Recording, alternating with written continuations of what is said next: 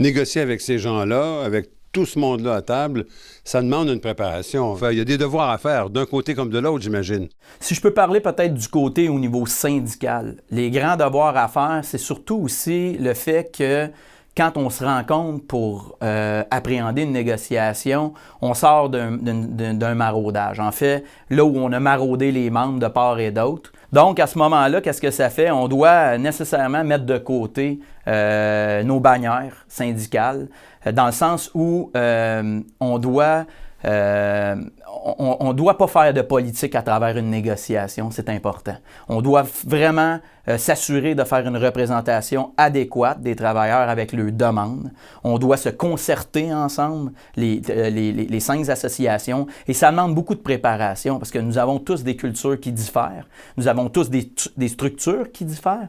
Donc, par le fait même, on arrive avec des demandes qui, parfois, peuvent être différentes de part et d'autre.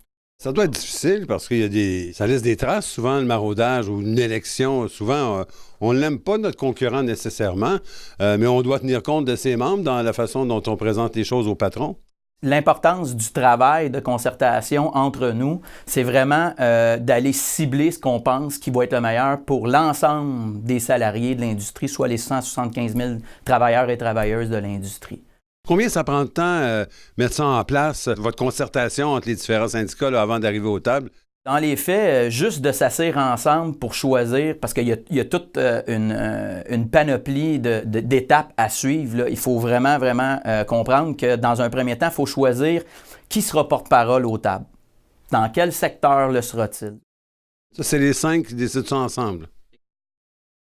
Les 5, on appelle ça une table centrale. En fait, là où les présidents de chacune des associations vont s'asseoir ensemble, vont discuter ensemble de comment ils vont appréhender la négociation, qui va être porte-parole, comme je disais, qui va être porte-parole, mais de quelle table aussi va être porte-parole, qui va être co-porte-parole si toutefois il y a comité restreint.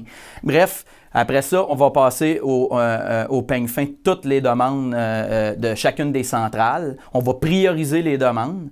Et suite à ça, après qu'il y ait eu consensus, nécessairement, on va devoir, après ça, aller de l'avant avec les priorités.